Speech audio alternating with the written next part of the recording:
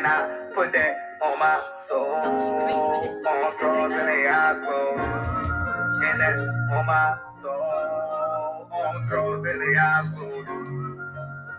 On my soul. On girls and they eyes closed. Listen, Papa, time got older, I'ma say it again. Losing any option, so what's the reason? What's the reason? What's the reason? Cause I drove down the street? Cause I turned in here? So I could have put it here 5 times. It doesn't matter. It does not matter how many times I put it here. I could have put it here 5 times. It is 1 o'clock in the morning. It doesn't matter. Lady, it doesn't matter. It doesn't matter. It does not matter. No, ma'am. It don't matter. I came here because there's too many cars over here, so I decided to drive off. The police was fighting. But just, no, I ain't under detention. You talking about detaining me. No, you are under detention. Yeah, for what? I just told you. Cause I drove down the road. I just told you. Well, you like to see? I'm good. How you doing? What's up, man? Where are you? What's going on? I don't know. You ask her. Yeah, I ain't doing nothing. Pulled out of here. Went around the roundabout. I got behind you. Pulled into Dante base. I went forward to the roundabout. He then pulled out of Dante base immediately. Went around the roundabout. 565. This is just another complaint to add to my list of complaints. It's that thick. And then come and be lying. Sometimes you have an accent. Sometimes Yes, because I am African American, but I like to talk Nigerian because no, I am African American, but I like to talk Nigerian. I'm from the South. I'm from the South, man. You know what Hamburg here on this off? That's where I'm from. That's where I'm from. Scott is the line. Like Scottie Pippen. Like I ain't from around here. Like Okay. What's up, ladies and gentlemen? It's the Resistance. I actually got off to the wrong start by playing wrong video.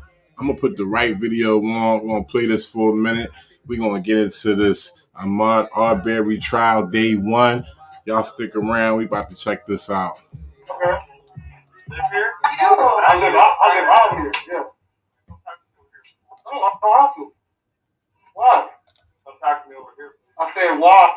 Has he done something wrong? No, my camera's recording right now. Has he done something wrong? So what we got here is we got a guy that's from the neighborhood, walking around this neighborhood, trying to get people in the neighborhood to sign a petition. Somebody obviously called the police on him when he was actually standing in front of a friend's home.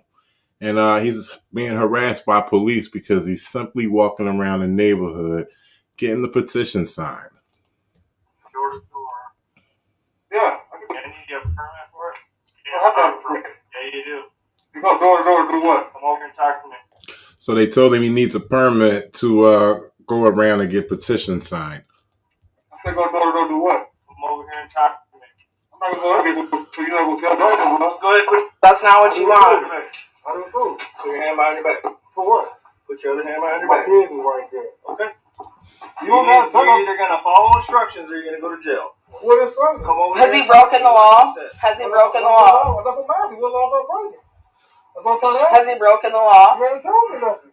Look, we don't want. Without a permit. Soliciting what? Whatever you're soliciting. So you don't even know what I'm What are doing. you soliciting? That's why we're trying over here and talk to me. Just keep that rolling. I'm recording. You don't have to get off my porch. I really don't care. I'll get my problem. I'll let it on report. So what's up?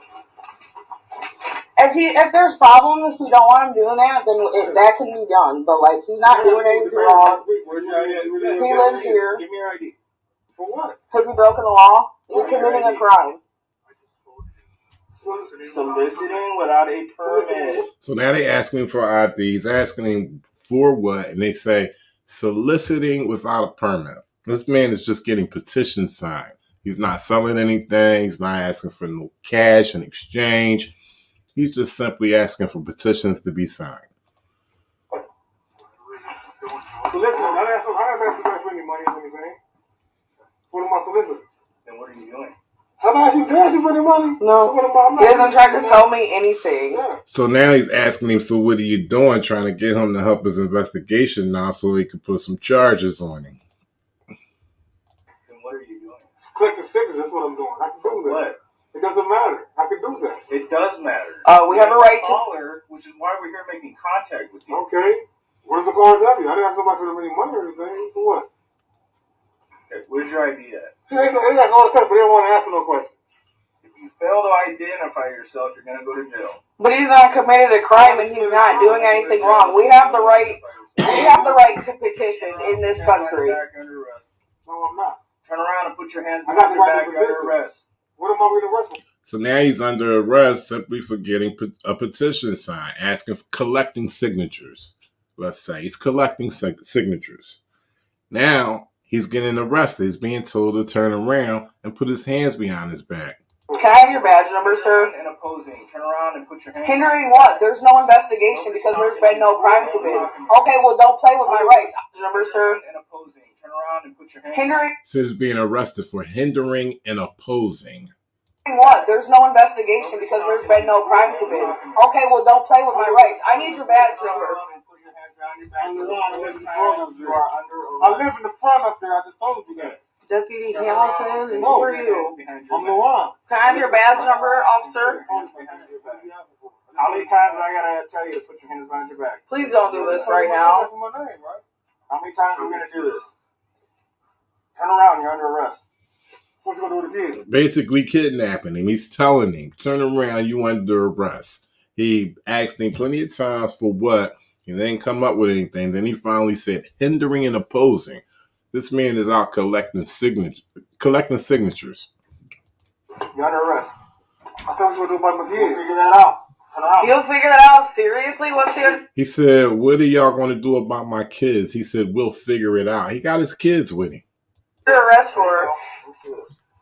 You don't do this. Give it to me. I'm in 15. You take the 15 up there? Yeah. What's your badge number, officer? You legally have to provide that to me. You're on my property, on my camera, under my surveillance, with my sticker in the window, and you owe me a badge number, both of you. When you're finished, I need a badge number now. I'm going to have them call them, and then I'll have your superiors come down here. There are due processes that you need to follow as officers, and you're not, so please give me your badge number. Shout out to Marco Luna. He said, these clowns need to lose their qualified immunity. This is insane. Although they do, they won't. This is crazy, okay? Like, man, listen. If y'all not paying attention to what's going on, this should open your eyes, okay? If you're going down the street, you got a right to petition. You got a right to collect signatures for it. But as long as that man ain't causing any problems at any of those properties, you know, get violent or harassing, there's no reason he should be in cuffs.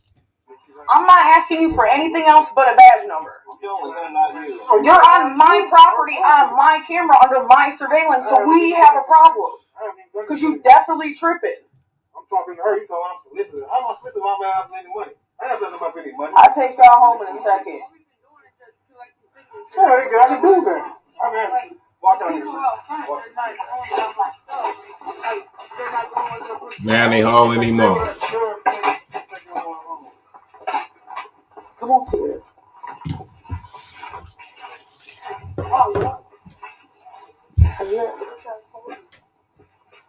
I'm not going to stop recording him, though. You got somebody you want me to call?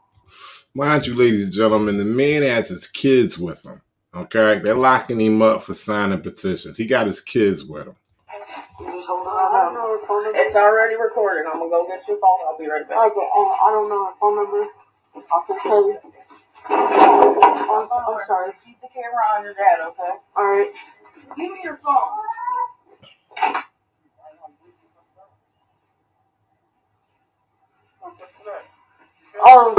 Yeah, I'm filming it. All right. Got JoJo Capone in the background. Says your device is not connected, bro. I can't even bring you in because it says your device is not connected. Work on that, and I'll bring you in, bro. You just disappeared, so I'm waiting for you to come back up. Hey.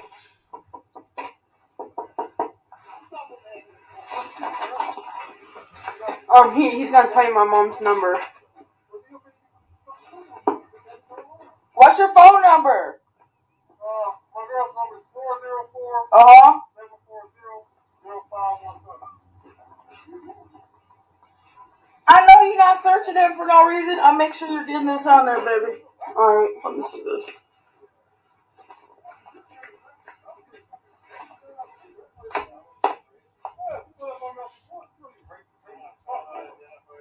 Basically kidnapped him from off the public sidewalk. I'm still waiting on a fucking badge number. Because they didn't like the fact that he was going around the neighborhood collecting signatures for a petition. Yeah. Absolutely. It's pretty bad when you're harassing the people that live here. Y'all definitely tripping.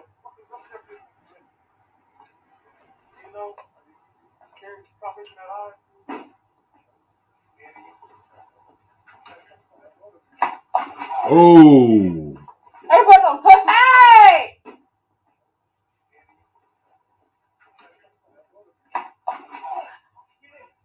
Hey, but don't touch me. Hey! Don't touch me. You definitely on camera, bro. Knock that shit off. Baby, stop. Put your feet in. Knock on the door. Knock on the door. Knock on the door. Open the door and tell Steve to come out here. Oh, go in there and tell Steve, come out here. Steve, come out. I need you to get the keys and I need you to take these kids up front. Or I need you to stand out here and record this. Alright, what?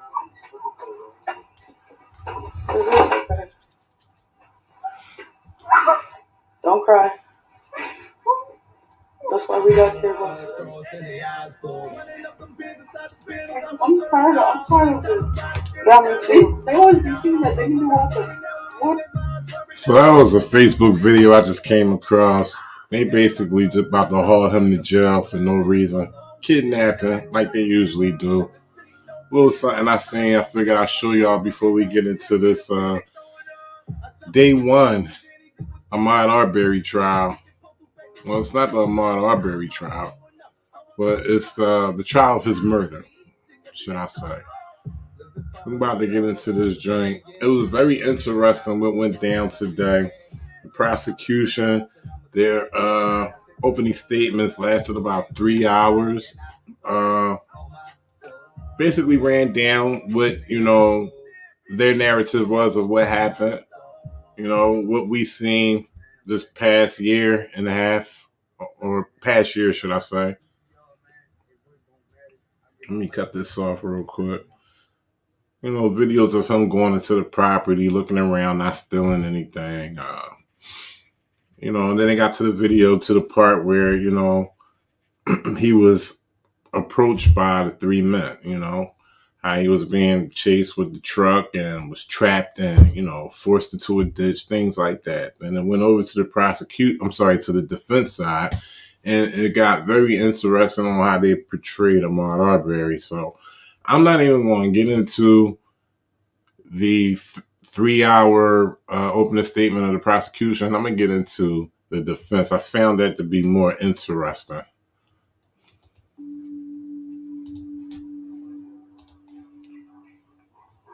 Shout outs New Guru. Let me get some shout outs to everybody. Mitchie 450s, they sing us a little song, brother. I don't know, man. I ain't in the mood for a song.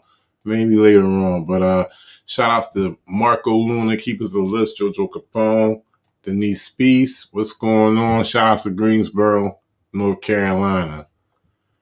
John McElroy's Ghost, Lewis Street, Crank Gillis.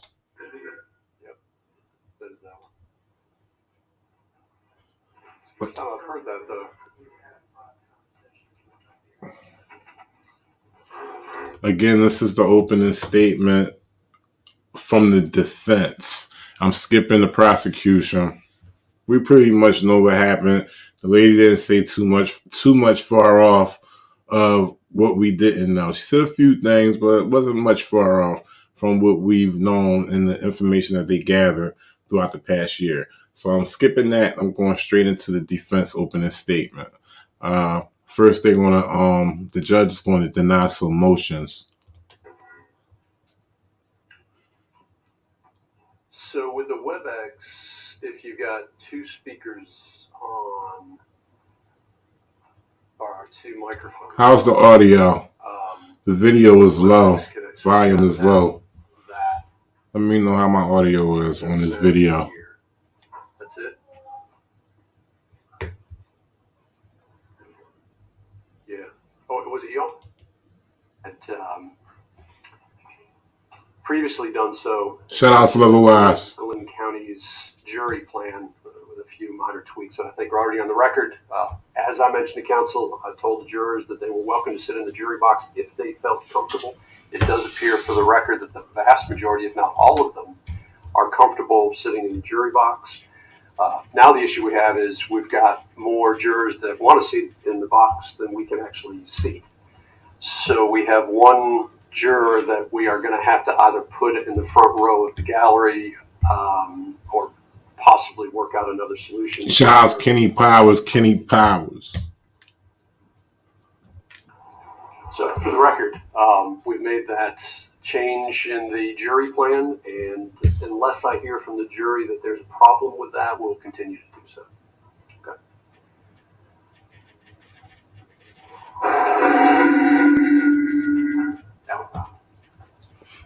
I would ask the court to humbly ask the court to reconsider allowing the jurors who choose to do so, if they choose to do so, to remove their masks. Constitutionally, we maintain that we are entitled to be able to see the faces of the jurors who are deliberating. That's crazy right there. So the defense, this geek neck dude right here, he asked the judge to ask the jurors to remove their masks if they're comfortable doing so. And he says constitutionally they have a right to see their faces. Okay. Being as though they're so strict during this pandemic, constitutionally the jurors have a right to protect themselves. Let's hear that again. So we have one juror that we are going to have to out another.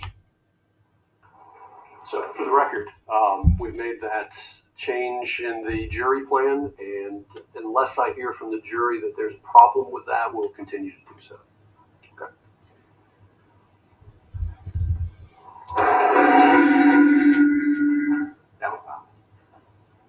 I would ask the court to humbly ask the court to reconsider allowing the jurors who choose to do so, if they choose to do so, to remove their masks. Constitutionally, we maintain that we are entitled to be able to see the faces of the jurors. I like how they use the Constitution to sway the judge to make them move their mask. My fault, I'll take it back. I ain't hear the judge. But just for the record, we're getting some kind of feedback. So we're just going to try to get that in the middle of opening. Let's make sure that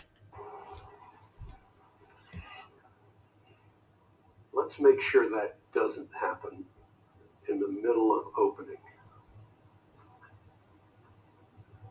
But just for the record, we're getting some kind of feedback. So we're just going to try. I know it's kind of weird right there. He said, let's make sure that doesn't happen. That doesn't happen in the middle of opening. To get that cleared up. They got some mic difficulties going on in the courtroom. It was much louder when the prosecution was doing her opening statement. Keepers of the list said the jurors aren't the accusers. That's right.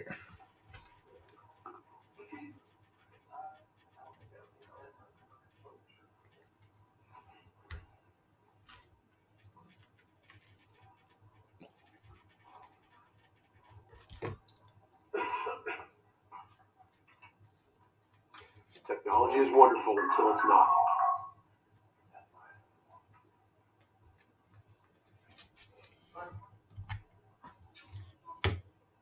They just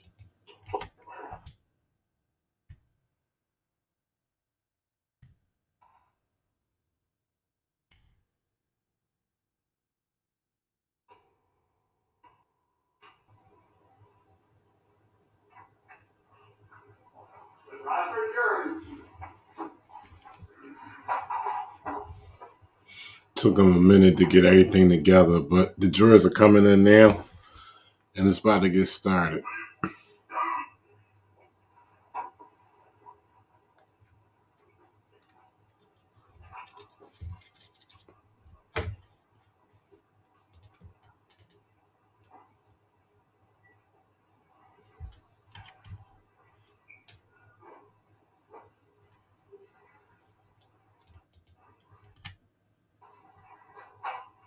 Please be seated. All right, welcome back, ladies and gentlemen. You can see everybody, I think. You can see y'all over there. Okay.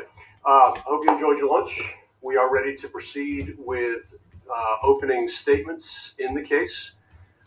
Counsel for Travis McMichael.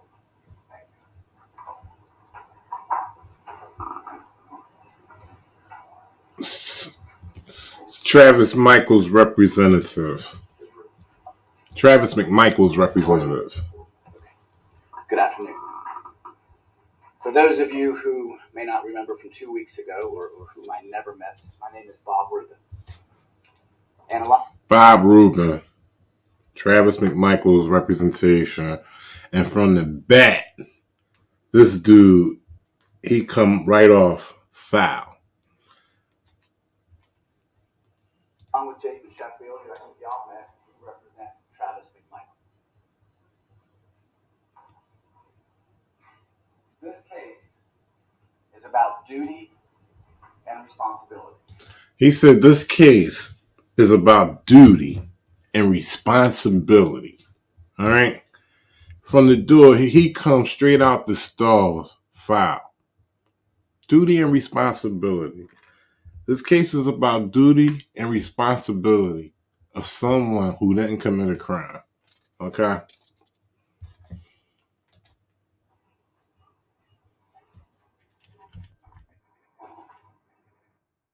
About Travis McMichael's duty and responsibility to himself, to his family, and to his neighborhood. And it's about your duty and responsibility as jurors. The state talked about actions based on assumptions. I'm going to talk about facts. Facts in this case. Travis McMichael is 35 years old. He's single. He has a 5-year-old son named Arbery. From 2007 until 2016, Travis McMichael was in the United States Coast Guard. He was a boarding officer in the Coast Guard, which means he was authorized to make arrests. He was authorized to do investigations. He was authorized to do searches. And already I see where he's going. I seen where he was going earlier today. He's a piece of shit, just like the rest of them. Both sides, prosecution and defense. He's, basically trying to say that this dude went through all this training as, an official with where he worked at. Basically, the training gives him the necessary reasons to do what he did on the day of killing Ahmaud Arbery.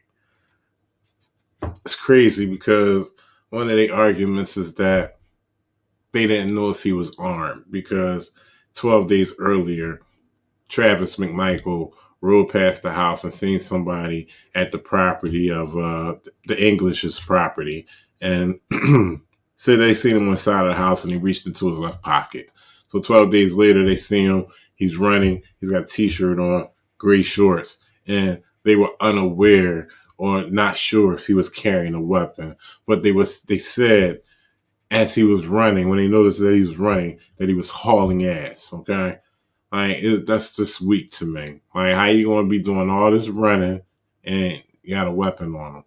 You have a weapon on you at the same time with the little thin attire that he was wearing as he was running. Are often the difference between life and that we're taking their property. and neighbors in Satilla Shores felt a duty and responsibility to each other to post on the neighborhood pages, Facebook and Nextdoor, about the crime that was happening. And you'll hear about that. The types of posts that you saw on these pages includes, "This is ridiculous." My dog.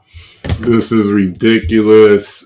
Be on the lookout. These are the Satilla Shores neighborhood Facebook page comments. What do we do to get this to stop? I felt so violated. What the heck is going on? Lock your cars. What in the world? This is getting old. I'm always nervous. My daughter always freaks out. Daughter always freaks out. It's getting old. I'm nervous. Lock your cars. Wow. These are actual posts from that neighborhood Facebook page. As a result of this uptick in crime, of people being on edge, people were alert to suspicious behavior. In July of 2019, Travis McMichael and Greg McMichael were alert to suspicious behavior, long before ever encountering Ahmaud Arbery.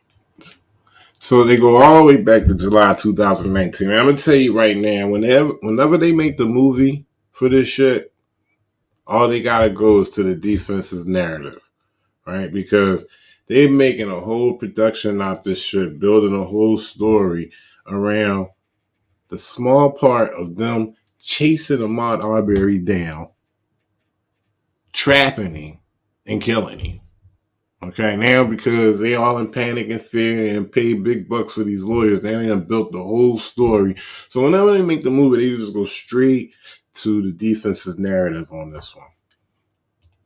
In July of 2019, Travis McMichael, who was at that point running a little charter boat, taking people out, tourists out on the river, in the marshes, was on his boat with some guests when he went under the Fancy Bluffs Bridge that you heard about earlier.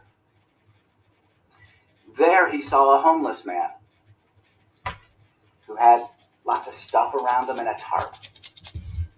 The kind of stuff that made Travis look twice and made Travis feel suspicious that maybe this was the guy who was taking the stuff out of our neighborhood.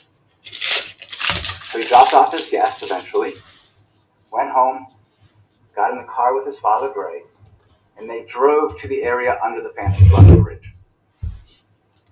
There they saw the man. What you see up here is the call report. It's basically a report made of Greg McMichael's 911 call to the Glenn County Police to say, hey, basically, there's a guy under the bridge we think is responsible. Could you please investigate? All the way back to July 2019, talking about a guy under the bridge that doesn't have shit to do with the case. Let me forward a little bit. Is this large garage? That's where he kept, it's called RV garage, but it's really a boat garage for Mr. English.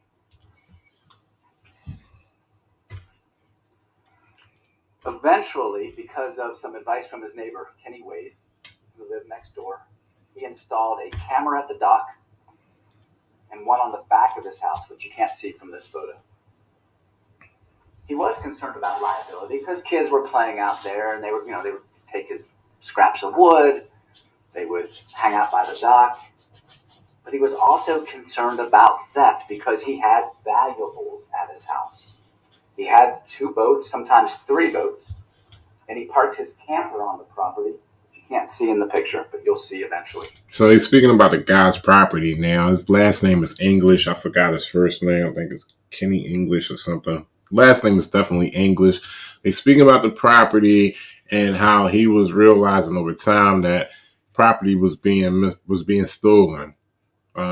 Things that was in his boat, expensive things. Then he started putting cameras up, and they had Ahmaud Arbery on camera, just walking around looking. His camper that he stayed in, sometimes alone, sometimes with his wife and kids, when they came to the house either to work on it or to play at. So he was concerned about all of this when he installed those cameras. Over the course of the next 3-4 months, he saw on his cameras at night Ahmaud Arbery 4 times.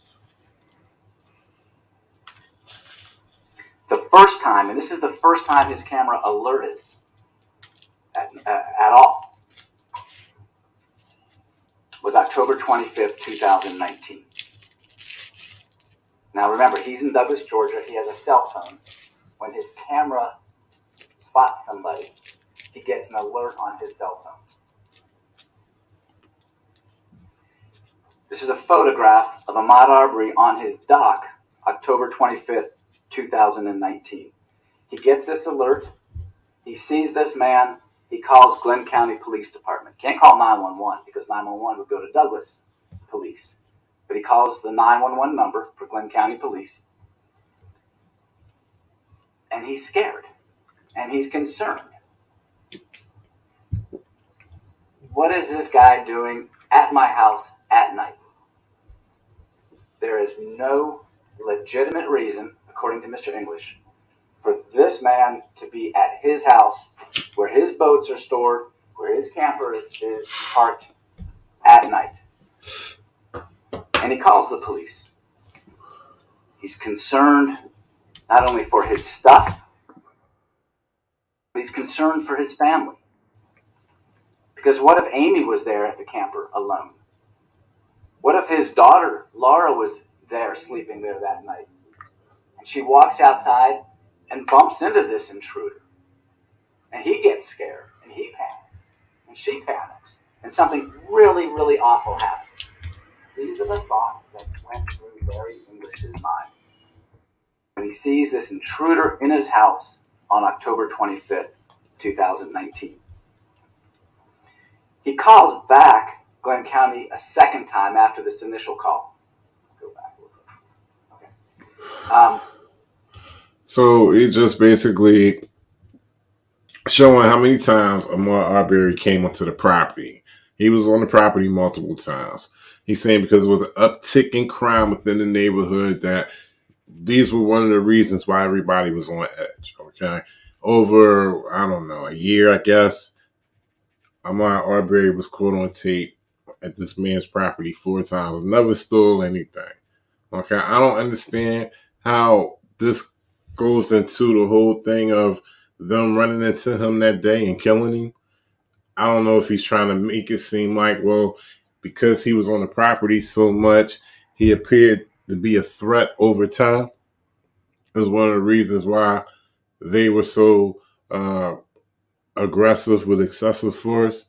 And, you know, basically the reply, what they said was because he didn't say nothing and kept running meant that he was guilty. Because he calls the police to tell them that the man who's on the dock, and he describes him as plundering around, describes his tattoos, describes his hair twists. The man who was in his house plundering around has now gone across the street towards his other neighbor's house. He describes it as a, I think, whitish, yellowish house. It's Sue B. Lawrence's house. It's a neighbor he knows. Sue B. is a single mom. She's a mother of 3 boys. I'm going to take that back real quick because that were taking their property. And neighbors in Satilla Shores felt a duty and responsibility to each other to post on the neighborhood pages, Facebook and Nextdoor, about the crime that was happening. You don't hear about that. The types of posts that you saw on these pages includes, as a result, but the break-ins, the theft, didn't end. Especially for a man named Larry English. For Mr. English, it was only beginning. Larry English, as you heard, lives in Douglas, Georgia.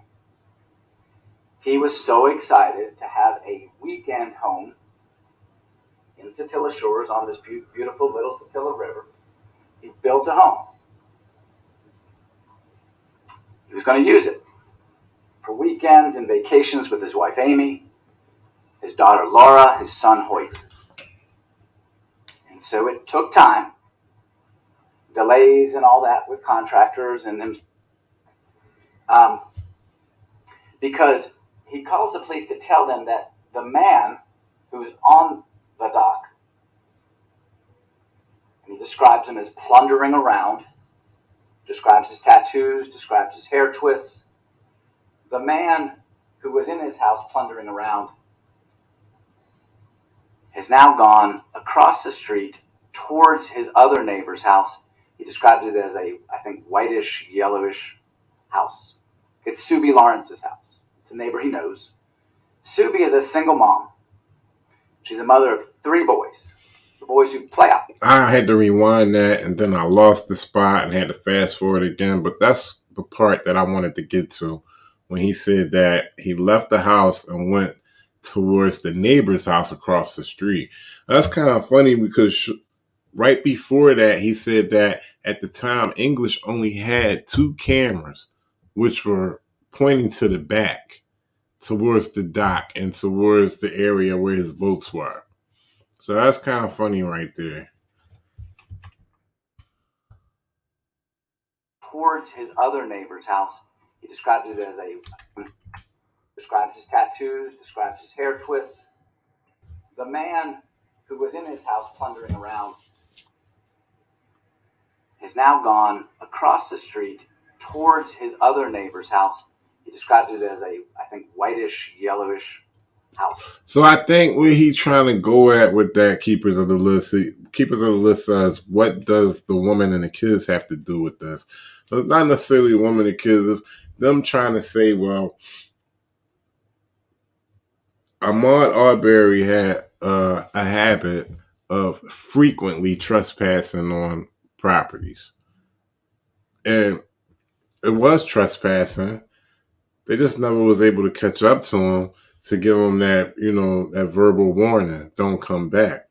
Because if he was to catch up with him and they locked him up, he had to be stealing or, destructing some kind of property or doing something. But they never caught up with him, and they was never able to give him a verbal trespass to tell him not to come back. But I think, what he's trying to go at is that Ahmaud Arbery was just all around on property. I don't even believe that part when he said he went across the street. How do you know? Earlier, he said that there were cameras pointing towards the back. So I had pointed it out because I really don't believe it. It's Subi Lawrence's house. It's a neighbor he knows. Subi is a single mom. She's a mother of 3 boys. The boys who play outside and ride their bikes and steal Larry English's scraps of wood for their skateboard ramp or their fort or whatever they're doing. This is who Mr. English sees and who he's concerned about. And he wants the police to confront this man and tell him, don't come back. He doesn't see him take anything. Remember, he's only got cameras on the back of the house right now. 1 camera, back of the house, and 1 camera at the dock. Boom. 1 camera in the back of the house, 1 camera on the dock. So how would he know that he went across the street to Subi, Shubi, or whoever her name is with the boys who would steal the planks from Englishman? How would they know that when they got 2 cameras pointing to the back? He wants them removed. By the time police come, and I think it's Officer Rash who responds that first time. Robert Rash. You'll hear from Officer Rash. No sign of Mr. Arbery. The man we later find out is Ahmaud Arbery. No sign. Now he's okay with curiosity seekers coming to his house. We've all done it. See a house under construction. It looks kind of interesting. Oh, what are the neighbors building? What are they adding on? What's the staircase going to look like? He's okay with all that. He's okay with the kids coming in during the daytime, taking the scraps of wood. It didn't matter to him. What concerned him was there is no reason that's legitimate to be there at night. And that's why he calls the police. Sometime after October 25th, Mr. English is on a ladder in his RV garage, looks in his offshore boat, and realizes his satellite system, his Yeti cooler, and his microphone system are gone. Taken out of the boat. Okay. He had the shit left out. You could walk straight through it. It was a shell. What you expect? They already said it was kids hanging out in the dock. What this got to do with them hunting this man and murdering him in cold blood?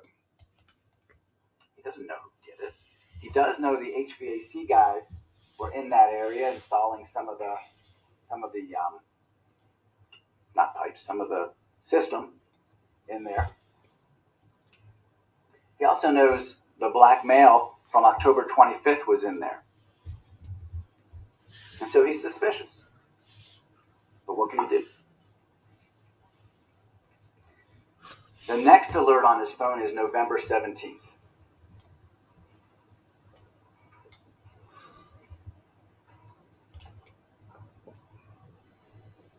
Okay. November 17th, a white couple comes on his property at night, 10 o'clock at night. They park out by the porta potty that you saw in the earlier picture. The man has his belt unbuckled, comes in the house, and he calls 911, and he says, about a week and a half to 2 weeks ago, I had my stuff stolen. This is now November 17th. Week and a half, 2 weeks ago is pretty close to October 25th. I've had my stuff stolen. They're in the same area. They're going around where the boat is in the RV garage. Police send an officer out. Officers go out. The couple's gone. They see nothing. Mr. English is upset. He's frustrated. He has valuables stored at the house. Stuff has been stolen. Now 2 people, you can see on his cameras, 3 people, 2 white people and a black male. And so the next morning, November 18th, he goes and he gets his boat and he hauls it away. Figures, I just can't keep valuables in this house that's open, but is owned by him with his valuables. So Shout out to Kenny Powers. HVAC guy who's black is suspicious, but white guy with pants down at night is okay. Yeah, how about that? that very night, November 18th, he sees the same black male he saw. Shout out to Wayne Fane. The man we now know is Ahmaud Arbery. He's back again. He's seen around the boat, not the big offshore boat, but the other boats. And according to Mr. English, he's plundering around again. He calls Glenn County Police again. Glenn County Police arrive again. And again, Mr. Arbery gets away without being confronted by the police. And Mr. English is frustrated, of course. He's so frustrated that the very next day, November 19th, these are all out of order, and this is why we don't use technology. All right, November 18th, 2019.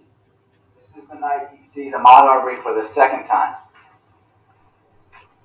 There's somebody back on the property again tonight. Black man, not wearing a shirt, in late November, got tattoos on his arms and a pair of light-colored shorts. He's wandering in the carport, looking in the boat, not the offshore boat, the smaller boat. The same guy that was here about a week and a half, 2 weeks ago. The night before, he's calling police saying, my stuff was stolen a week and a half, 2 weeks before. It kind of looks like he's up to no good. He's on 3 different people's cameras in the neighborhood. This is Larry English's 911 call on November 18th, 2019. November 19th. Basically, what he's saying is all this suspicion from the nights that he was caught on camera and caught on the Englishman's property. This is the reason why he was killed in cold blood on that Sunday. The very next day, he has an exchange through text message with his 2 doors down neighbor, Diego Perez. Diego Perez is another person who believes it's his duty and responsibility to look out not just for himself, but for his neighbors. And so Diego has this conversation with Larry English. Here you go with this duty and responsibility. From an extraction from Larry English's phone. So, and you'll see this in evidence. And it's out of order, the way it's printed out. So I'm going to kind of walk you through it, because the first exchange is from Larry English. He sends Diego Perez clips of the videos from the white couple on the 17th of November and the black male on the 18th of November. And he says to Diego Perez, who he just knows as Diego Satilla Shores, that's how he's in his phone. They're not friends. They're just neighbors, good neighbors. And he says to Diego, have you seen these people in the neighborhood? And Diego says, no, sir. I can't say I've ever seen them in the neighborhood, but I'll keep an eye out. I can respond in mere seconds, because he's only 2 doors down. With your permission. Larry English says, you have my permission. Shout out, Wing fan. Have a good night. Says, I may be able to intercept them or pen them up for the police.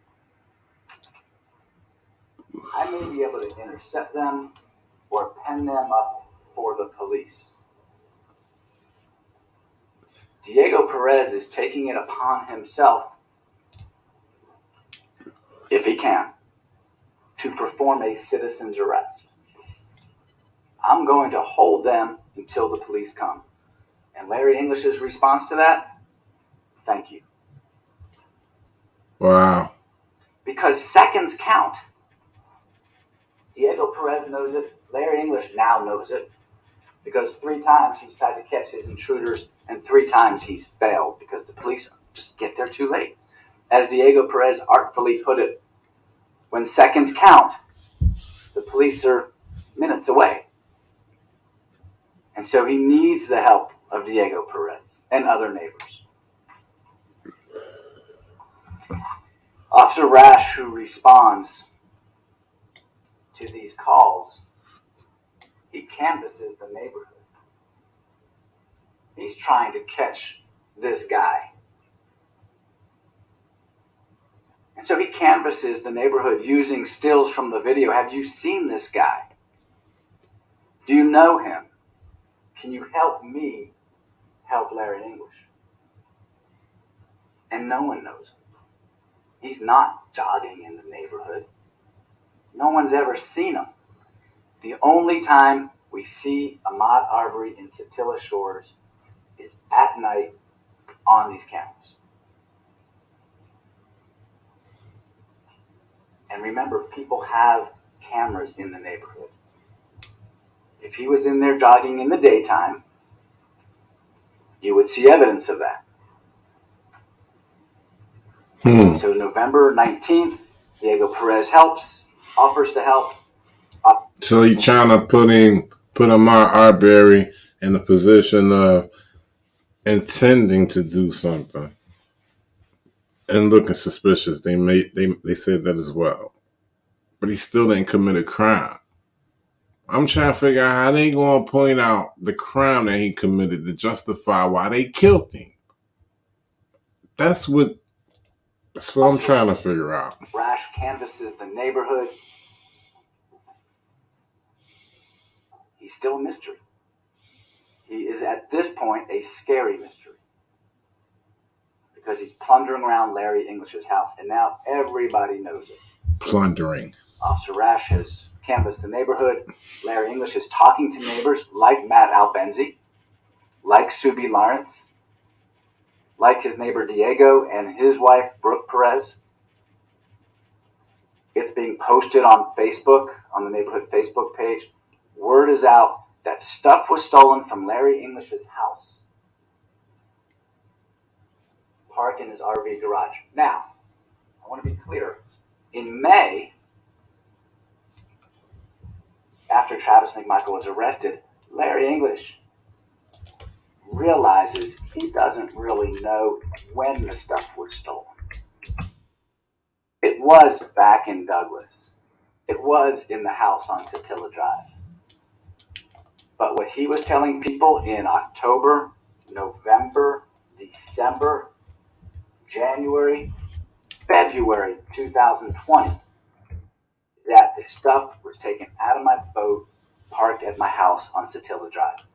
That's what the neighbors knew from Larry. So let me pull this back up real quick.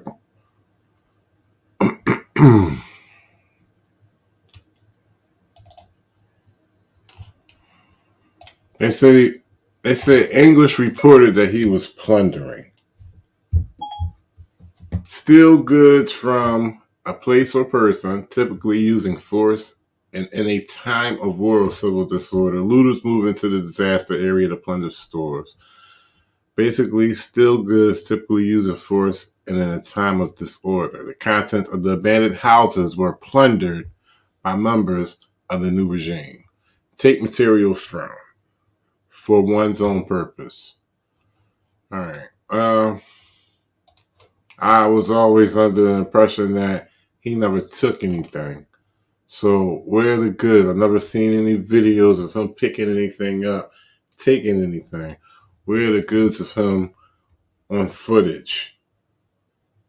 Where is he on footage taking goods? Because that's a false report. All right? That's a false report if that dude English said that he was plundering. And somebody mentioned earlier about he should be on trial as well. Well, if he made a false report, then yes, he should be. That's crazy. And Officer Rash. He's back at the house, Ahmaud Arbery, on December 17th. This is now the third time seen on camera. John McElroy. Shout out to John McElroy. He said it's easy. The men in the truck meant to detain him. The jogger feared for his life and attacked. Their defense is self-defense. How is it self-defense when Roddy Bryan, whatever the fuck his name is chasing him down the road with his truck? So close that it was a palm print on the joint.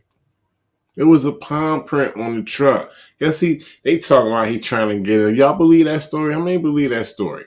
That he was trying to get in the moving truck, that Roddy was trying to sideswipe him on the side of the road. How many believe that story that he was trying to get in the truck? Come on, man.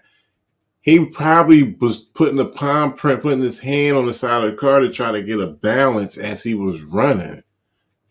Come on, that sounds crazy. But John McElroy goes, he said the men in the truck meant to detain him. The jogger feared for his life and attacked. But before that, like it was just too much going on before that. He was running away from a situation. They had no insight of anything that was going on as far as him committing a crime. Like, they was doing too much. They trapped him. You know, this is the narrative that the prosecution is giving, but I believe it. Roddy just jumped right on in. He was with it. Ooh, doggy, we got ourselves a nigger to kill. They was with it. I think it was a cold-blooded murder on a Sunday afternoon. Larry English's house. He's at night. He has no legitimate reason for being there. And remember, although you're seeing him through infrared cameras, it is pitch black in that house. There is no light. There's no lights on. There's no light switch. No light bulbs. It is pitch dark. And on December 17th, Ahmaud Arbery is seen plundering around again in the area where the boats were located in that RV garage. Police are not called that night. There is no 911 call. Larry English can't remember why he didn't call police. He may have been sick and not seen this video until much later. Well, he just said it. His neighbor said, if we get some information, I'll hold them down. I got you. Don't worry about it. There was no reason for him to call. You saw the clip of the video. Shout out to Mad Cat. Walking outside the house, looking around again, and taking off into the neighborhood. And the question remains, was he out for a jog? 10 o'clock at night, December 17th? Or was he doing something else? And we'll never know. Shout out to Greg Norris. Exactly. He think he gonna pull this bullshit ass story off about, oh, he was there so many times, so they finally knew who he was. They caught up with him. He ran for 5 minutes. There was a situation earlier about time lapse. They said they wasn't going to speak about it, and prosecution spoke about it anyway. And it was a whole bunch of back and forth. But listen, the fact that they ran him down in trucks, okay, he had a T-shirt and a pair of thin ass shorts on. The simple fact that he did that they did that, and he was running away, shows that they had intent to kill him. They come up with all this story about what happened. Listen, if they trap him with a gun, with a shotgun, and he trying to move his hands and knock it out the way or whatever, because it couldn't have been too much going on other than that, seconds was precious. He's out of breath. He was running for 5 minutes, so they say. He out of breath. How much could he been doing? No, they ran him down and they killed him. Come on, man. They not going to pull that shit off. It's not going down. They going down. The next time he's seen in Larry English's house is February 11th, 2020.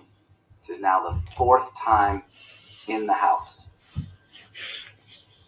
So what? But this time is different. I say so what because he hasn't been charged. He was never charged with anything. He never caught up with him.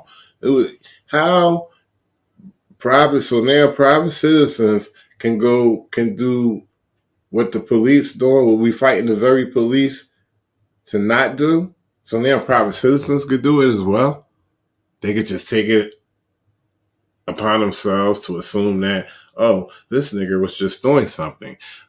We've got to kill him. Come on, running him down on a Sunday. They was ready. They had to be ready. They caught him on tape. He was on tape multiple times in the property. Never took nothing. They knew he didn't take anything. They just didn't like the fact he was in the neighborhood, and they wanted to do something about it. And they became vigilantes, and they did something about it. Not Larry English who calls the police. It's Travis McMichael. The state got the facts a little bit wrong, so let me correct them. Travis McMichael was going out that night, about 7:30 at night, it's dark, to get gas, fill up his car before the next day. He had to be at work early, so he was just going to fill up his car that night. So he wouldn't have to wake up so early in the morning the next day. On his way up the street, listen to this. This is 12 nights before. McMichael got in his truck. He on his way up the street. The exit up here is English's house. As he gets up here, he sees a figure dart across the street. And this figure, now he realizes it's a man, is lurking in the shadows 25 to 30 feet from the street. Kind of staying in the shadows very furtively, catches Travis's attention. He has no idea who this is. He's never met Ahmaud Arbery. But he sees this guy, and he sees this guy kind of running across the lawn. It's really initially the house next door. Kind of a Spanish-style house. He runs across the yard, and he hides behind that red porta potty that you saw in that photograph. Travis is like, this is not good. We know about a guy intruding in Larry English's house. And he stops his car and he kind of aims his headlights at the porta potty. Shout out to Jonathan Nicola. What's going on, bro? No legitimate reason for this man to be there. He starts to get out of his car to ask him why he's there. Well, this guy steps out from the porta potty and he reaches with his left hand, I believe, into his waist, as if reaching for a weapon. Scares the heck out of Travis. He sees this. He's trying to get out. Gets in his car, puts it in reverse, stalls because he's so startled. Eventually backs up, gets home, where he calls 911, and this is what he says. This is the 911 call. We're not going to play the whole thing because it's too long.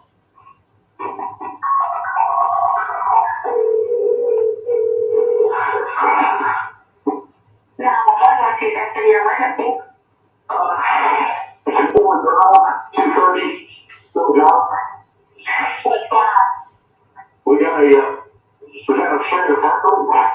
I was working in the neighborhood, and I just called down running into Let me pause this real quick. It says, this is his report. We've had a string of burglaries.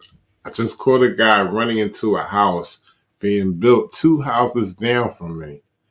When I turned around, saw him and backed up, he reached into his pocket and ran into the house.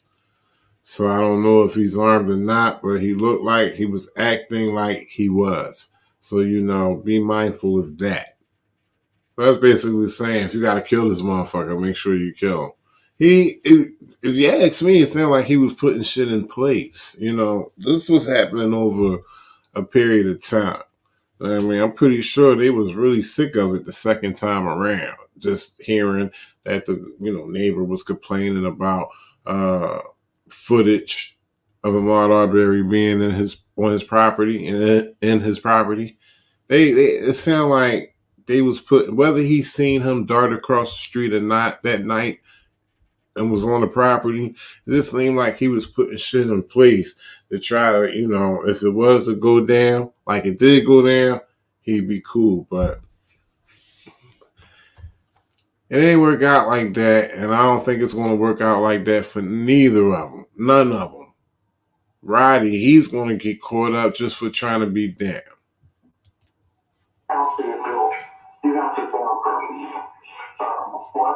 He took off running into her house. What did you look like? The black male, red shirt, white short tie. And you said the house was being built? The vehicle that I was taking right now, he is in the house.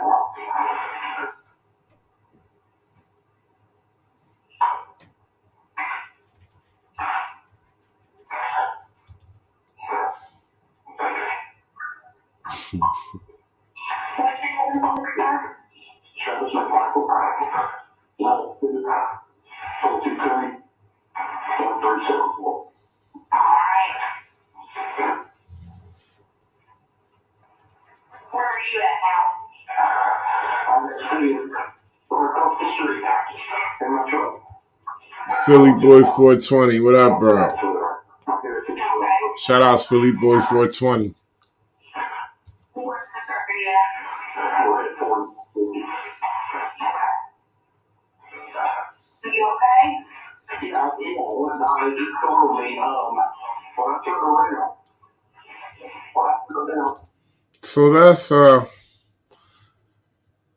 McMichael's report of the night of him seeing a figure dart across the road. Fast forward this a little bit. Officer Rash appreciates the help. He never tells Greg McMichael, Travis McMichael, or Diego Perez, hey guys, let the police handle this. We got this. No problem. You guys go home. He never tells them, hey, put those guns away. We don't need guns out here. Don't carry guns around. He doesn't say that. He doesn't say, no, you guys cannot stop and detain this guy if you catch him. That's a police job because it is a citizen's job to help the police. And the law authorizes that. He tells Greg McMichael and Travis McMichael that Larry English says nothing was stolen. But these guys know stuff was stolen. Everybody knows it. Larry English has already told everybody. Subi, Matt, Diego, Brooke, Annette Beasley, Ronnie Olson, Rash has been around. We all know it. Stuff has been stolen. So now here we are. Here are facts, not assumptions. Travis McMichael has now seen Ahmaud Arbery face to face for the first time. At Larry English's house, and then in Larry English's house. He's had a first-hand encounter. He knows that Ahmaud Arbery has been lurking around that house for no legitimate reason. Not authorized to be there. Is it lurking or plundering? Because the report was made by English that he was plundering. Defense just said it. I'm working on the house. Not doing anything. We heard the defense say that. He knows stuff has been stolen. It's probably the power. These things have a mind of their own. He knows stuff has been stolen because Larry English has told everybody that. He knows this guy has the audacity to go in the house despite knowing people are around and watching him. He knows he's possibly armed because he made that move to his left-hand pocket, waist. He has probable cause to believe a burglary has been committed. What is burglary? Go back one slide. Burglary is entering a dwelling, whether occupied or not. The fact that it's open without doors means nothing.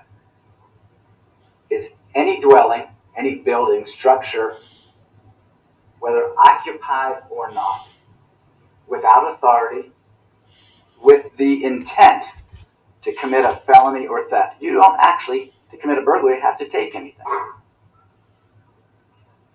It is the intent to take something or to commit another felony that makes it a burglary.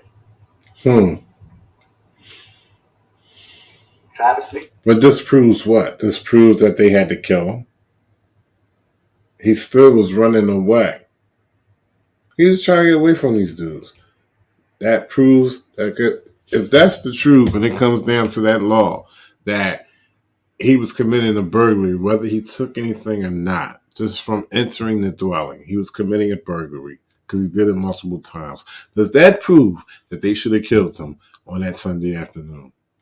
McMichael has probable cause, based on his training of what probable cause is, to believe Ahmaud Arbery is a burglar.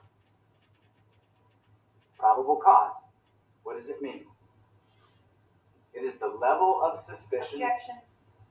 At this point in time, I have an objection at this point in time to this being the law, and the law is going to come from the court. And this has not been, how do I put this, approved on any level by the court. Well, let me make it clear. This is what Travis McMichael understood from his training was the definition of probable cause. Okay. So the Just evidence clarify where we are. Ladies and gentlemen, as I indicated to you, the court will actually charge you on the law. During the presentation here, the representation is made on what the law is. Again, the court, you will receive that from the court. You will not be receiving that from counsel. So if we could please couch the argument in those terms. Yes, sir. And this is not what I understand probable cause to be. This is what Travis McMichael, from his 10 years in the Coast Guard, understands probable cause to be. The level of suspicion that would cause a reasonable and prudent person to believe that a crime has been committed under the totality of the circumstances. That's it.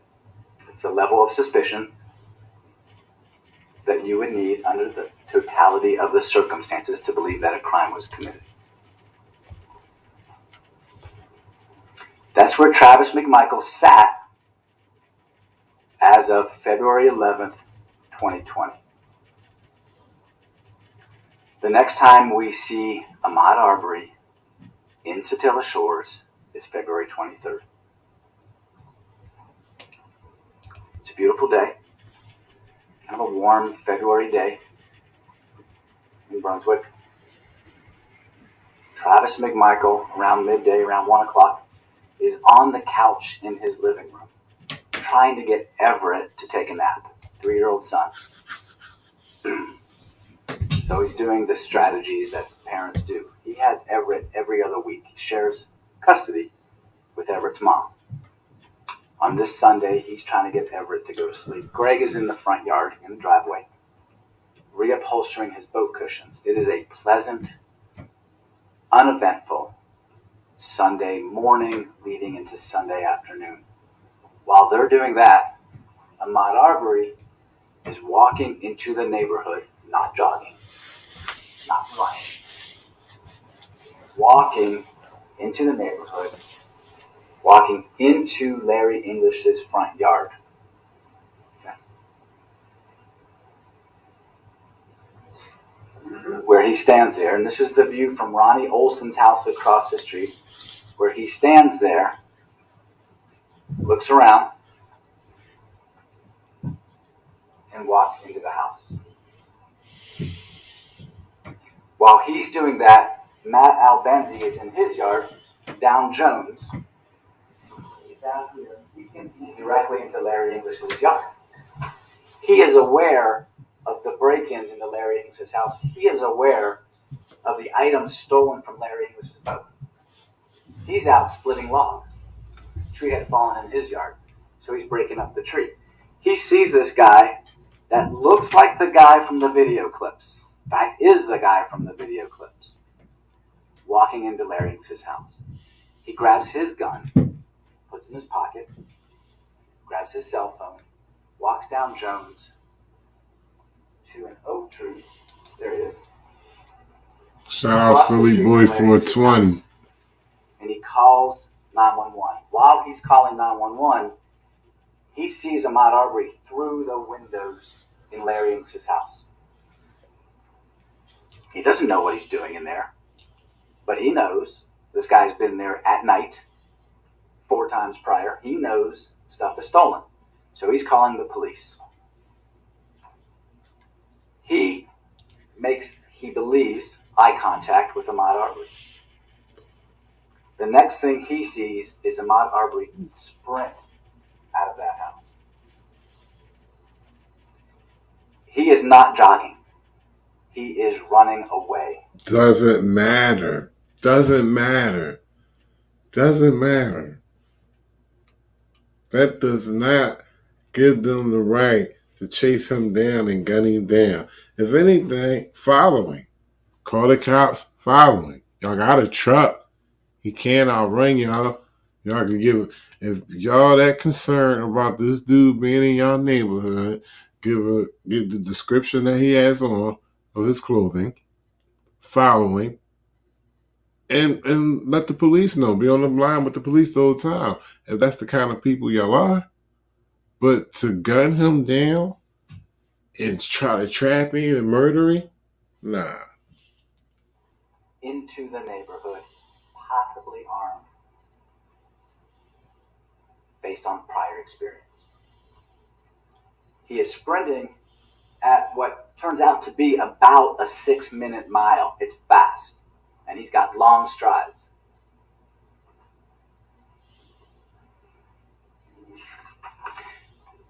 That view is from Diego Perez's surveillance camera. He runs right past Greg McMichael's yard. Greg McMichael sees him. Greg McMichael is aware. Shout out Stefan of the things that McKinley. have happened that we've talked about. Greg McMichael sees him tearing, hauling ass down the road. Hauling ass. McMichael sees him tearing, hauling ass down the road. And he knows what's up. And he goes inside and he tells Travis. Well, what kind of shit is that? He knows what's up. He see him haul ass down the road. Okay, call the cops. Follow him. The defense sound like he just told the whole intent right there. Travis, the guy's running down the street. The guy. They know who it is. The guy. Guy's running, knows what's up. And he goes inside and he tells Travis, the guy's running down the street. The guy is running down the street like they was already. This sounds like the intent right there. They was already waiting on this dude, and the end result was when they caught up with him was killed him. They was already ready. Come on, man. The guy. They know who it is. They're not guessing. It's not some random guy running down the street. It's the guy. And they turn out to be right. It is the guy. The same guy 4 previous times at night. They grab their guns. Now, why did Travis McMichael grab his shotgun? Because 12 days earlier, he confronts this guy, trying to help Larry English, and this guy reaches into his pocket like he has a gun. So he grabs his shotgun for self-protection.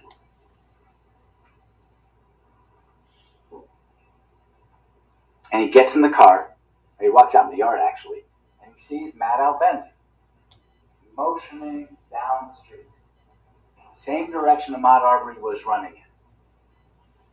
He gets in the car, his dad gets in the truck, I'm sorry, I say car, it's a truck, Ford F-150, and climbs into the car seat.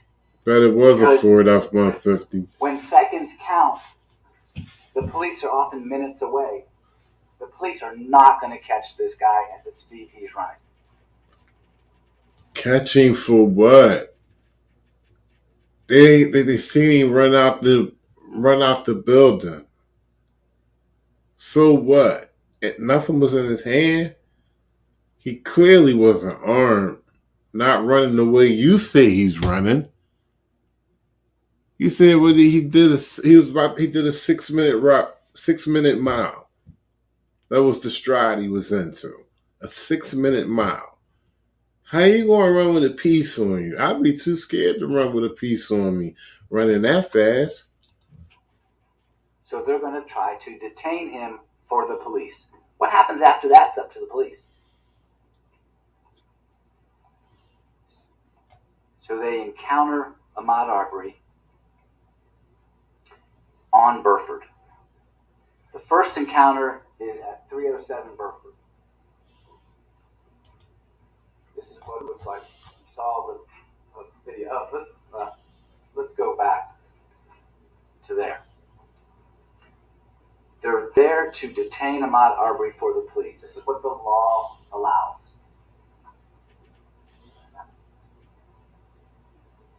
A private person may arrest an offender if the offense is committed in his presence or immediate knowledge. And that applies to felonies or misdemeanors.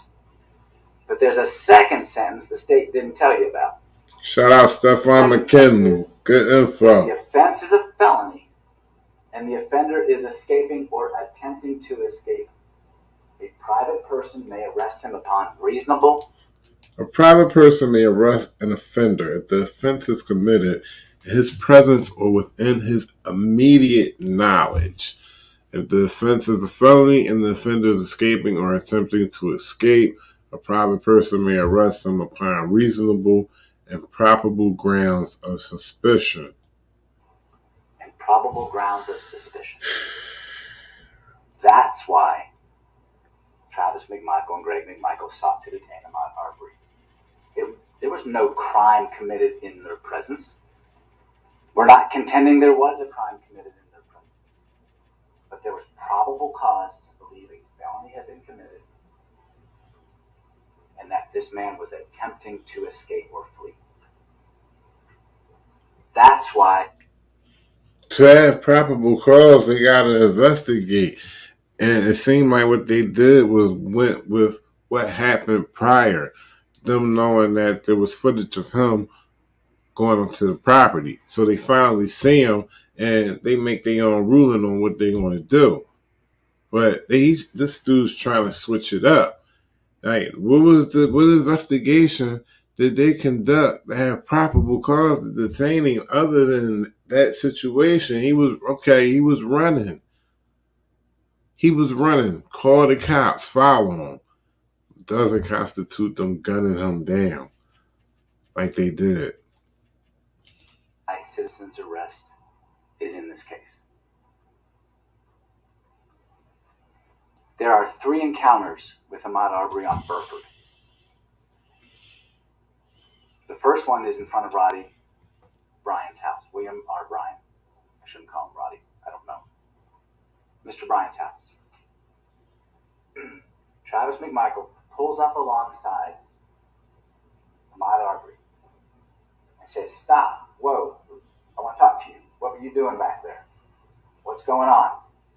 And Ahmaud Arbery says, "Zero." He doesn't say, "Hey man, I'm just out for a jog." He doesn't say, "Hey, leave me alone." He doesn't say, "Back off." He doesn't say, "Hey, calm." He doesn't say anything. He just looks at Travis and he goes back the other way. Travis backs his truck up. He says, "Whoa, whoa, whoa, stop. I want to talk to you." Ahmaud Arbery looks at him and bolts. Doesn't say anything. Doesn't say, "Leave me alone." Doesn't say, "Hey, good morning, good afternoon." He just bolts. At this time, there is no gun. The shotgun that Travis Shout out to Mad Cat. is stuck between his seats. Greg's gun is on his holster. There's no gun being pointed at Mr. Arbery. There's no like, "Hey, stop," at the point of a pistol or a shotgun. There's no gun. Mr. Arbery's not even aware of any gun at that point because no gun has been shown. No, other than a truck trying go to down force him Burford. off the road. They pull up to him again in Burford, by the way. So the drive turns kind of, the little jog turns into Burford. They go down Burford a little ways more. "Whoa, stop. I want to talk to you. Stop. We called the police. Police are coming." When Mr. Arbery hears Travis McMichael say, "We called the police. Police are coming," They forced it. They made him stop. They had no reason to make him stop. This dude, he's trying to say by law because they seen him run out the property. They had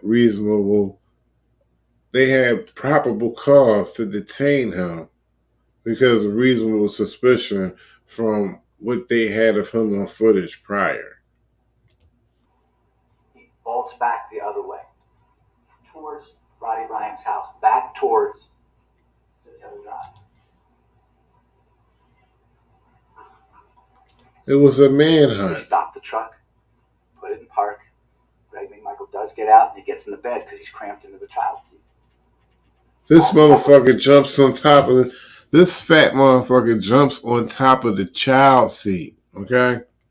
He's so anxious to kill a motherfucker. He jumps on top of the child seat on the passenger side. They don't even take time to pull it the fuck out. He just sits his fat ass right on it. They stop the truck, put it in park. Greg McMichael does get out and he gets in the bed because he's cramped into the child seat. Travis McMichael gets out and he looks down the road. What the heck? I want to talk to this guy. He's just been suspected coming out of English's house. He sees Albenzi moving. We know it's the guy from the night 12 days before. He's back again. And he looks down the street and he sees Ahmaud Arbery. Keepers of the list as a resistance. No disrespect to anyone. But when do you think that at some point there will be a race war, not a civil war in the States? I don't know. I think the government got enough control that if it get close to that, they'll calm it down because they don't want that. If it's a race war going on, and that's going to be problems for them. So if it's close to it, but not as close as a lot of people think.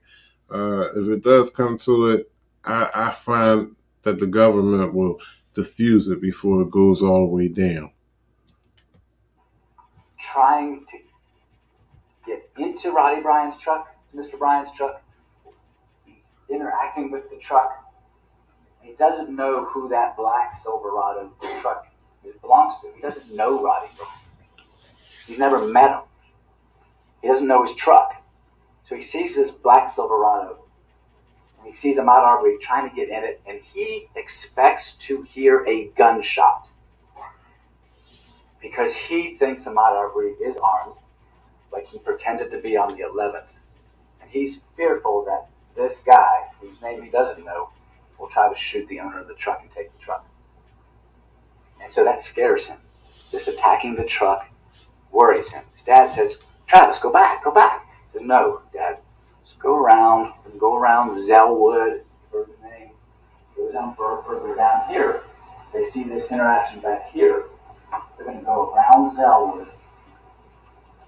They're going to take a left on Holmes. Now, they don't know where either the black Silverado is, or what that has to do with anything, or where Ahmaud Arbery is. So going down Holmes is not with the intention of trapping Ahmaud Arbery. It's with the intention of strategically planting yourself so you can kind of help the police see the neighborhood. It's bullshit. As they go down Holmes Drive at a slow rate, they see Ahmaud Arbery running in front of the truck. Travis McMichael drives past him. Doesn't say anything to Ahmaud Arbery. Doesn't shout at him. Just kind of drives past him, watching to see what this guy is going to do. Again, no gun, no shotgun, no pistol is brandished, pointed in any way shown to Mr. Arbery. 3 times on Burford, they encountered Mr. Arbery. Now, once on Holmes, no gun. They go down to the bottom of Holmes, towards the stop sign, and stop the car. They don't know where Mr. Arbery is at this point because he's around the dog leg. That's the picture of Holmes Drive, looking up it from Travis McMichael's vantage, and you can see where the road kind of dog legs to the right. And past that dog leg, you can't see what's happening. But at that point, Travis McMichael can now strategically see Satilla Drive, his road where his family is located, Burford, and Holmes. So if the police get there, which he thinks they're coming any minute, he can tell them, I don't see him in these directions, he's that way. Or I do see him, and he's in one of these streets. That's why he stops. While he stopped there, gets out of his truck, Greg is still in the bed, and they see Ahmaud Arbery coming out. And Travis is like, whoa, stop, whoa, whoa, whoa, whoa, stop. And Ahmaud Arbery keeps running at him. Travis keeps yelling, stop, stop, stop. And then he reaches into his car and he sees Ahmaud Arbery flip and go back around the dog leg. Grabs his gun and his cell phone. He says, Dad, when did the police get in here? He says, I didn't call 911. Travis dials 911 and gives his dad his phone. And that's why we have a 911 call, because Travis McMichael had his phone and thought to call the police. Where are they? It's before the first shot is fired. They call the police. That is not evidence of an intent to murder. And we do know that the prosecution opened a statement was that the call wasn't made until after Ahmaud Arbery was shot. So, of course, they're going against that and saying that before any shots were fired, there was a call made. While Travis is out there, now he has his gun for protection because this guy has run at him, has acted bizarrely, has not said a word yet that he could tell. And now Ahmaud Arbery's running back. Shout out Snapface. Travis's training taught him to show a weapon. Not to use a weapon, to show a weapon, because that is a way to de-escalate violence. In a normal situation, you show someone you have a weapon, you get compliance. You don't need to go any further. And so he stands there at the low ready position, not pointing his weapon. And Ahmaud Arbery is running. And he's running at Travis McMichael. Stop, stop, get down, stop. And this guy is not stopping. And Travis knows that this guy is not going to stop. He's not predictable. He's going to be on him in seconds if he doesn't do something. Like, please turn. Please go up, Satilla. This is where we are. Ahmaud Arbery had a clear path to Satilla. Travis is down here. He could have cut across there. He doesn't cut across. He's coming at him. And yes, at about 20 yards, he raises the weapon because he knows Ahmaud Arbery can be on him, and he's hoping that by raising the weapon, he will de-escalate the situation. Who's going to attack a guy pointing a shotgun? If he wanted to kill him, that was an open shot. He didn't shoot. He didn't shoot his weapon. He was trying to de-escalate the situation in compliance with his 9 years of training in the Coast Guard, same training police officers get. You see his, let's go back to the one before. The gun is down, and you saw this a little bit. You can see the white forearm of Travis McMichael. Let me move this map. This is his explanation of why they killed him. It doesn't even face them. I didn't say don't. Okay. I said be careful because we lost. You'll see this in this Hold on a second. Next time I ask you to stop, please stop. No, well, I should just be careful. The point is, let's not keep moving stuff around. If you're going to be doing something, just let everybody know what's going on. Okay. The judge is checking them on moving stuff within the courtroom. I don't know who that was, if that was a part of the defense that was moving the TV, but he just told them, he said, next time I say stop, stop. Be careful. It doesn't even face them. I didn't say don't. Okay. I said be careful because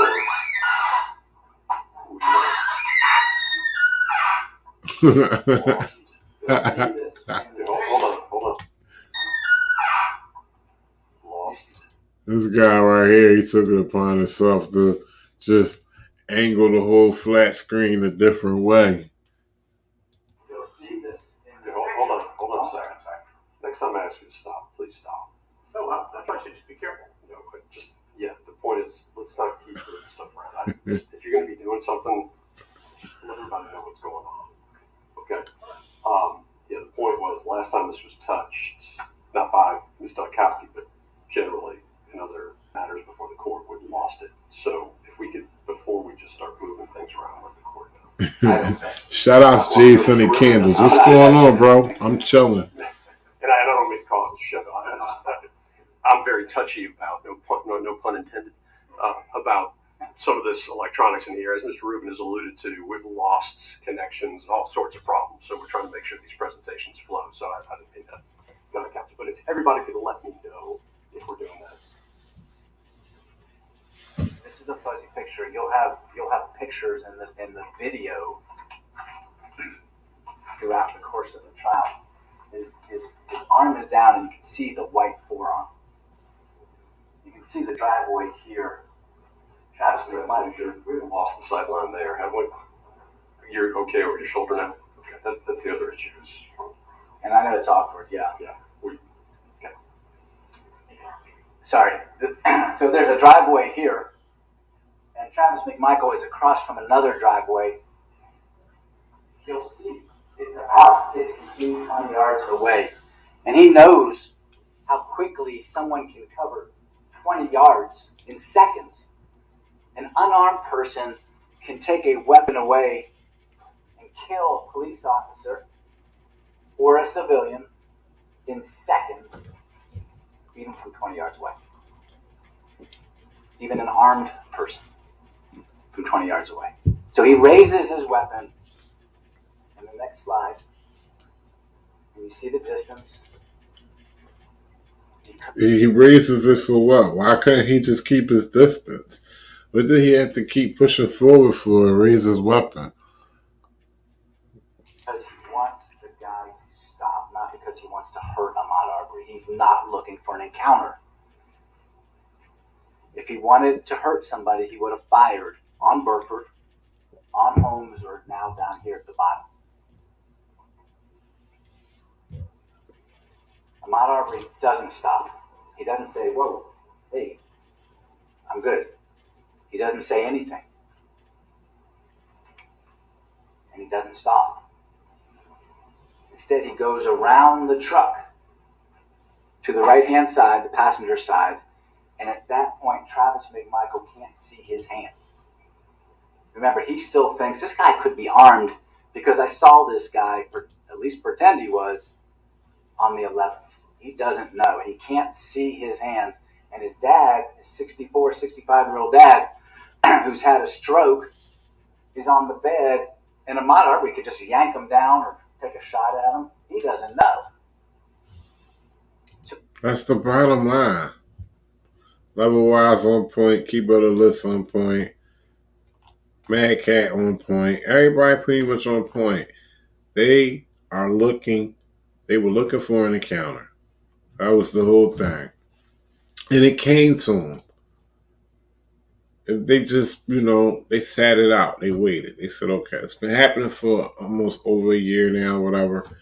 He's been coming on to the property. We have footage of him. It's only a matter of time he come again. And he came at the right time. And they were ready. So he goes to the front of the truck to get an eye on him. What's this guy going to do? Good Lord, I hope he just keeps running. Wow. Go up Satilla. But he doesn't know, so he goes to the front, and within a split second, Ahmaud Arbery makes a left, not a right. Makes a left and is on Travis. Such that Travis has no choice but to fire his weapon in self-defense. And that shot is a contact or near contact wound, meaning Ahmaud Arbery is on him. You'll hear that from Brian Leopard of the GBI Crime Lab. That first shot, which we can't really see. Look how uncomfortable he felt. Investigation was assigned. Hold on, I'm about to take it right there. Look how uncomfortable he felt.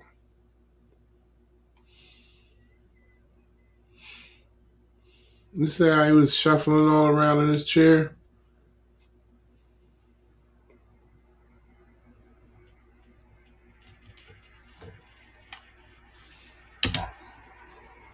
And that shot is a contact or near contact wound, meaning Ahmaud Arbery is on him. You'll hear that from Brian Leopard of the GBI Crime Lab. That first shot,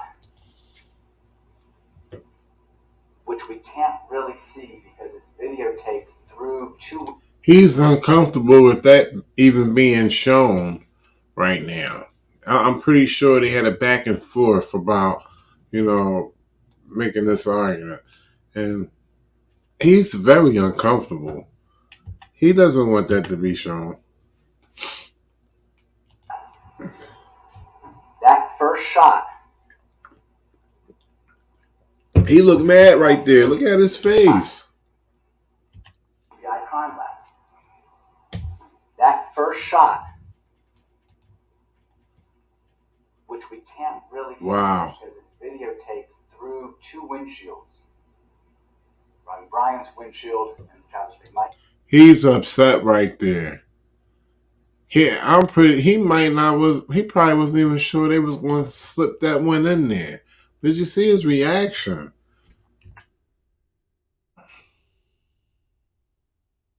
Which we can't really see because it's videotaped through two windshields. Brian's windshield and Travis McMichael's windshield.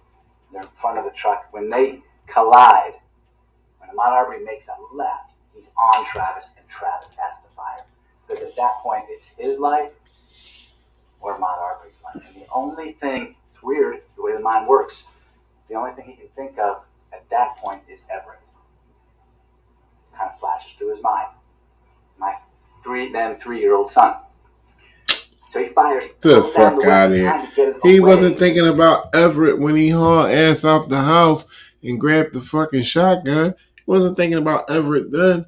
Now he's thinking about Everett. Ahmaud Arbery's not stopped. nose was near his chest. At least he believes it. In this melee, he pulls it down, he pulls it back. You'll see from the video, he goes backwards out of frame because Arbery is rushing him, pulls it down, he fires another shot off frame. You see smoke, you see something spray. And you see Ahmaud Arbery swinging wildly. And he's hitting Travis. You see him hit with his right hand into Travis's head, neck. He's pounding Travis McMichael while Travis is trying to get the gun away. And Travis fires 2 more times, and you've seen that. It's a horrible, horrible video. And it's tragic. It's tragic that Ahmaud Arbery lost his life. But at that point, Travis McMichael is acting in self-defense. He did not want to encounter Ahmaud Arbery physically. So if he did not want to encounter him physically, he should have not got so close to Ahmaud Arbery. They should have just followed him in the truck and reported his movements to the police. With no reason for them to do all what they did. Stop him for the police.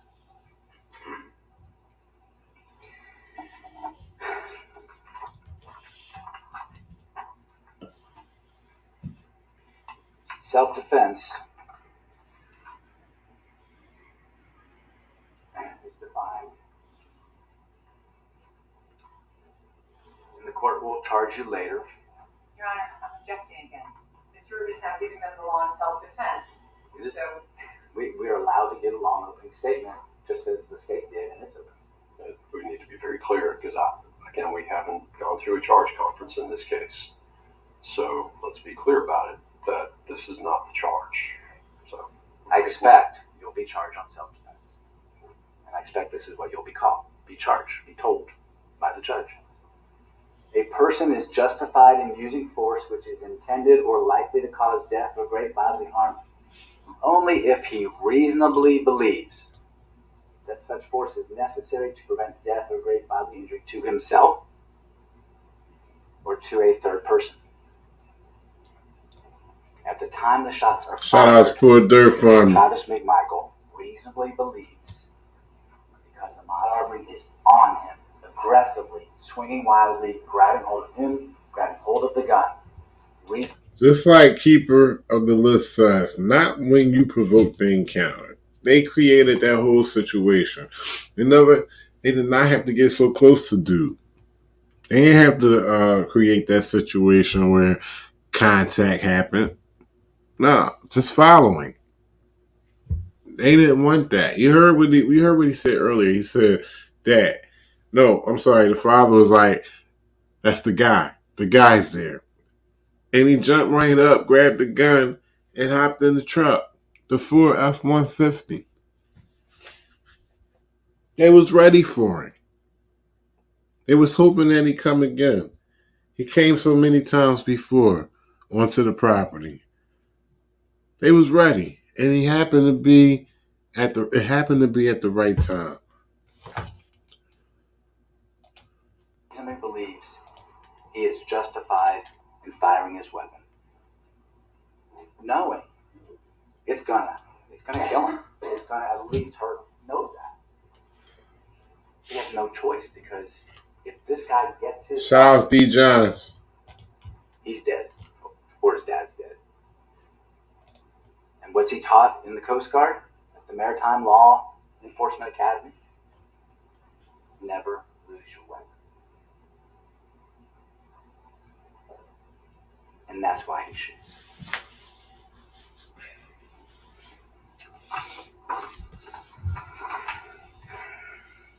Travis McMichael, within seconds, encounters the police. Officer Minshew, Officer Duggan. They arrive on scene. He cooperates fully. He does whatever they tell him to do. When they say speak, he speaks. When they say don't speak, he doesn't speak. He cooperates fully. He's distraught. He's upset.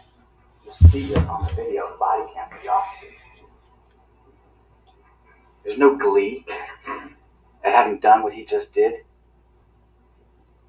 It's awful. He's covered in blood. Ahmaud Arbery's blood. And then they take him down to the station, and he cooperates fully with the police and answers every question. When they tell him to write a map of where he went, he tries to write a map of where they went when they encountered each other on Burford and Holmes. And when they ask him to write a statement, he does his best to write out everything he knows to tell the police.